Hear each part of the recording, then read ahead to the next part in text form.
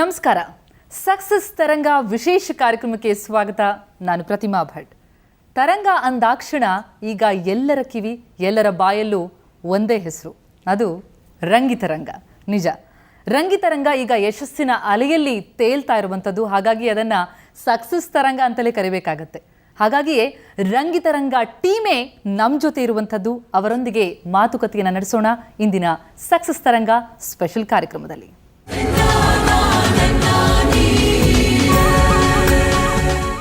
Rangitaranga team ಈಗ 125 ದಿನಗಳನ್ನ ಪೂರೈಸಿ ಮುಂದೆ ದಾಪುಗಾಲು ಹಾಕ್ತಾ ಇರುವಂಥದ್ದು.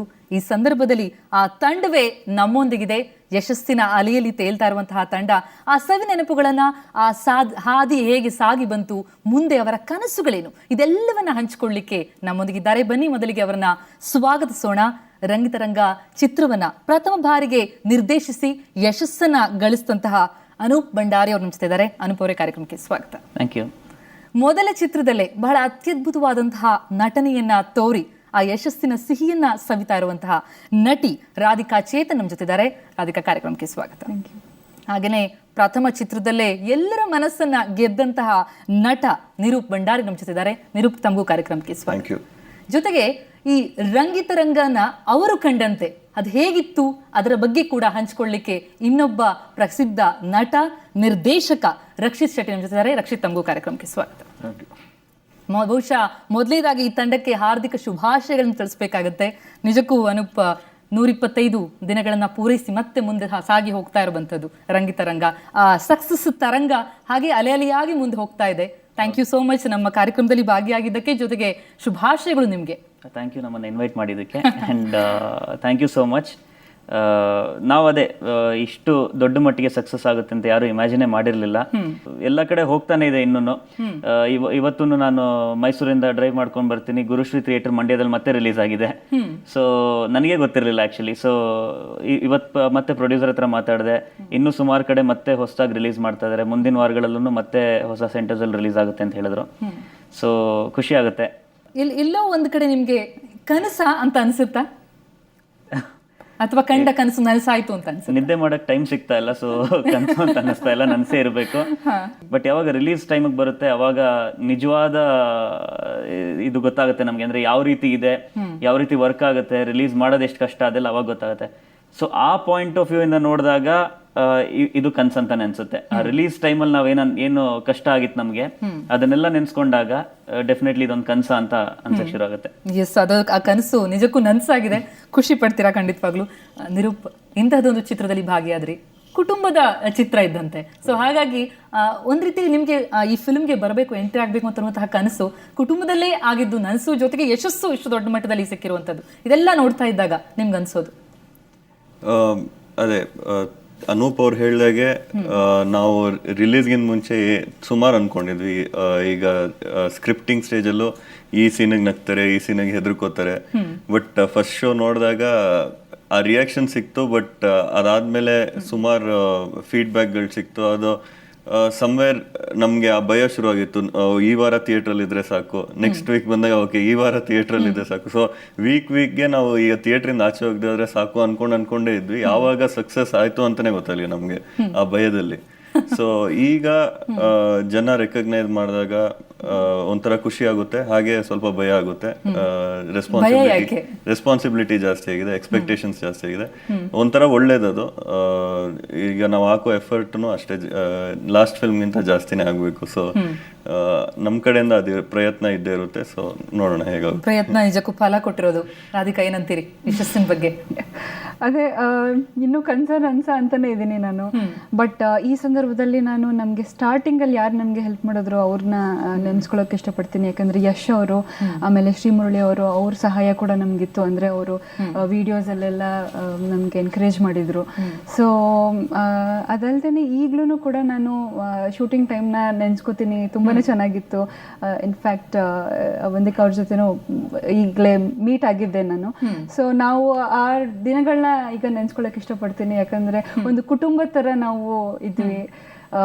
ಸೊ ಈಗ ಜನರು ಕೂಡ ಅದನ್ನ ಇಷ್ಟಪಟ್ಟಿದ್ದಾರೆ ರಂಗಿತರಂಗ ಚಿತ್ರನ. ಸೊ ಅವ್ರ ಸಪೋರ್ಟು ತುಂಬಾ ಇದೆ.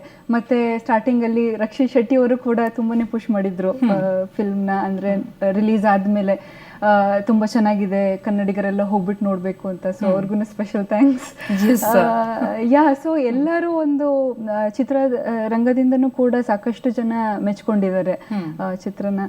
ಸೊ ತುಂಬಾನೇ ಖುಷಿ ಆಗ್ತಾ ಇದೆ ನನಗೆ. ಪಾಸಿಟಿವ್ ಫೀಲಿಂಗ್ ಇದೆ. ರಕ್ಷಿತ್, ನೀವು ಕಂಡಂತೆ ರಂಗಿತರಂಗ?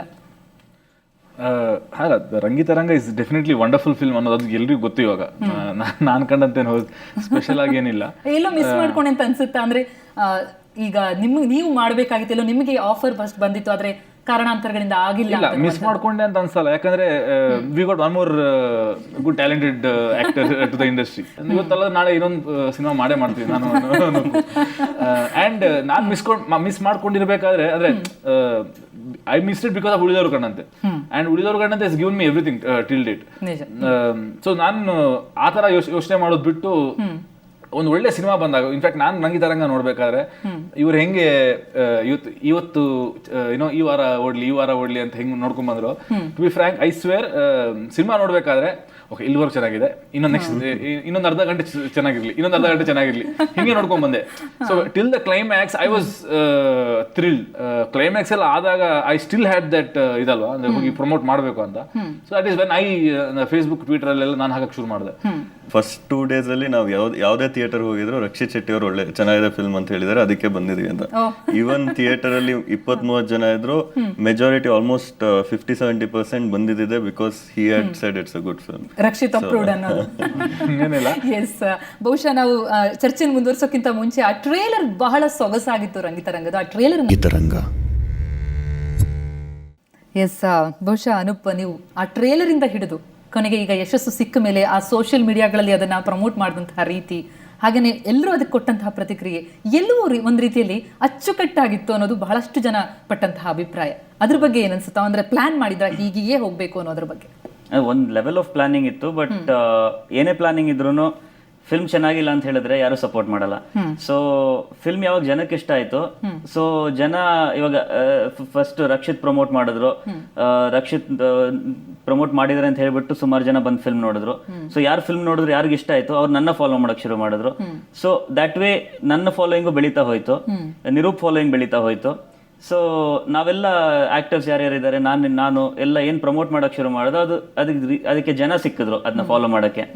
ಸೊ ಯಾವಾಗ ಜನ ಸಿಕ್ಕಿದ್ರು, ನಾವು ಒಂದೇನ್ ಮೇಂಟೈನ್ ಮಾಡೋದು ಅಂದ್ರೆ ಎಲ್ಲ ಏನೇ ಇನ್ಫಾರ್ಮೇಶನ್ ಕೊಟ್ರು ಫ್ಯಾಕ್ಟ್ ಕೊಡ್ತಾ ಇದ್ದ, ಎಲ್ಲೂ ಫ್ಯಾಬ್ರಿಕೇಟ್ ಮಾಡ್ಬಿಟ್ಟು ಈ ತರ ಆಯ್ತು ಆ ತರ ಆಯ್ತು ಅಂದ್ಕೊಡ್ಲಿಲ್ಲ. ನಾವೇನ್ ಎಕ್ಸ್ಪೆಕ್ಟ್ ಮಾಡಿದ್ವಿ ಅದಕ್ಕಿಂತ ದೊಡ್ಡದಾಗಿ. ನಾನು ಫೇಸ್ಬುಕ್ ಓಪನ್ ಮಾಡಿದಾಗ ನನಗೆ ಎಷ್ಟೊಂದು ಜನ, ನಾನು ಮಾತ್ರ ಅಲ್ಲ ಎಷ್ಟೊಂದು ಜನ ಫೋನ್ ಮಾಡಿದಾಗ ಹೇಳ್ತಿದ್ರು, ನಾವು ಸೋಷಿಯಲ್ ಮೀಡಿಯಾ ಫೇಸ್ಬುಕ್ ಓಪನ್ ಮಾಡಿದ್ರೆ ಸಾಕು ಬರೀ ರಂಗಿತರಂಗದೇ ಅಪ್ಡೇಟ್ಸ್ ಬರ್ತಾ ಇದೆ ಅಂತ. ಎಲ್ಲರೂ ಅದೇ ಹಾಕ್ತಾ ಇದ್ರು, ನೋಡಿ ಒಳ್ಳೆ ಸಿನಿಮಾ ನೋಡಿ ಅಂತ.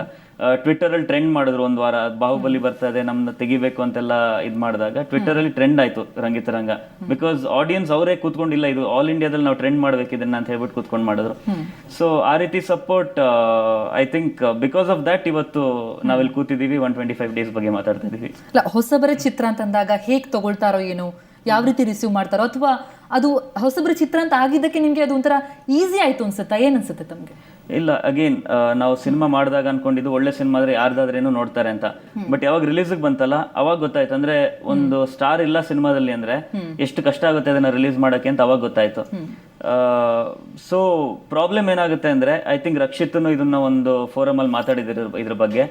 ಇವಾಗ ಸಿನಿಮಾ ಎಷ್ಟೇ ಚೆನ್ನಾಗಿರ್ಲಿ, ನೀವು ರಿವ್ಯೂ ಕಾದ್ಬಿಟ್ಟು 2ನೇ ವಾರ 3ನೇ ವಾರ ಹೋಗ್ತೀನಿ ಅಂದ್ರೆ ಅಷ್ಟಲ್ಲಿ ಸಿನಿಮಾ ಇರೋದಿಲ್ಲ ಥಿಯೇಟರ್ ಅಲ್ಲಿ.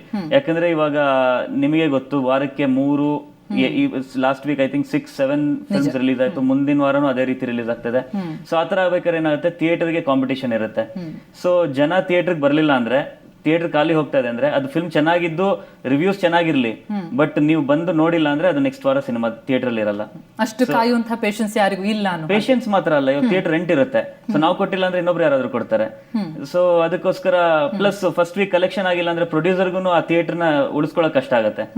ಸೊ ಅದರಿಂದಾಗಿ ತುಂಬಾ ಪ್ರಾಬ್ಲಮ್ಸ್ ಆಗುತ್ತೆ. So I think any film ನಿಮಗೆ ಚೆನ್ನಾಗಿದೆ ಅಂತ ಅನ್ಸಿದ್ರೆ, ಅದು ಹೊಸಬ್ರದೋ ಸ್ಟಾರ್ಸ್ ಯಾರದೇ ಇರ್ಲಿ, ನೀವು ಟ್ರೈಲರ್ ನೋಡಿ ಇಷ್ಟ ಆಯ್ತು ಅಂದ್ರೆ ಬಂದ್ ನೋಡಿ. ಯಾಕಂದ್ರೆ ಇವಾಗ ಯಾವ್ದೋ ಒಂದು ಬೇರೆ ಭಾಷೆ ಸಿನಿಮಾನು ನೀವು ಟ್ರೈಲರ್ ನೋಡ್ಬಿಟ್ಟು ಚೆನ್ನಾಗಿದೆ ಅಂತ ಹೇಳ್ಬಿಟ್ಟು ಫಸ್ಟ್ ಡೇನೆ ಹೋಗ್ತೀರಾ. ಸೊ ಸೇಮ್ ಥಿಂಗ್ ಒಂದು ಹೊಸಬರು ಸಿನಿಮಾಗೂ ಫಸ್ಟ್ ಡೇ ಬಂದು ನೋಡಿದ್ರೆ, ಅವ್ರು ಫಸ್ಟ್ ವೀಕಲ್ಲಿ ಬಂದು ನೋಡಿದ್ರೆ ಅವರು ನಮಗೂ ಸಿನಿಮಾ ಚೆನ್ನಾಗಿಲ್ಲ ಅಂದ್ರೆ ಹೋಗಿ ಸೋಷಿಯಲ್ ಮೀಡಿಯಾದಲ್ಲಿ ಹೇಳಿ ಯಾರು ನೋಡ್ಬೇಡಿ ಇದನ್ನ ಅಂತ, ಬಟ್ ಚೆನ್ನಾಗಿದೆ ಅಂತ ಹೇಳಿ ನೀವು ಮತ್ತೆ ಹೇಳಿದಾಗ ಇನ್ನೊಂದಷ್ಟು ಜನ ಬಂದು ನೋಡ್ತಾರೆ. And that is what work for Rangitaranga. ಅದು ಬೇರೆ ಸಿನಿಮಾಗಳಿಗೂ ಆಗ್ಬೇಕು, ಒಳ್ಳೆ ಸಿನಿಮಾ. ಖಂಡಿತ. ಬಹುಶಃ ಅಂದ್ರೆ ಕನ್ನಡಿಗರು ಯಾವತ್ತಿದ್ರು ಸಿನಿಮಾ ಜಾಸ್ತಿ ನೋಡಲ್ಲ ಅಂತ ಎಲ್ಲೋ ಕಂಪ್ಲೇಂಟ್ ಬರ್ತಿತ್ತು, ಆದ್ರೆ ಒಳ್ಳೆ ಚಿತ್ರಗಳು ಬಂದ್ರೆ ಖಂಡಿತವಾಗ್ಲೂ ತೆರೆ ಮೇಲೆ ನೋಡೇ ನೋಡ್ತಾರೆ ಅನ್ನೋದನ್ನ ಸಾಬೀತು ಮಾಡುವಂಥದ್ದು ಹೊಸಬರದ್ದೇ ಈ ಚಿತ್ರ ರಂಗಿತರಂಗ. ಈ ತಂಡದೊಂದಿಗೆ ಇನ್ನಷ್ಟು ಯಶಸ್ಸಿನಲ್ಲಿ ತೇಲ್ತಾ ಇರುವಂತಹ ಮಾತುಗಳನ್ನ ಆಡೋಣ ಒಂದು ಪುಟ್ಟ ವಿರಾಮದ ನಂತರ.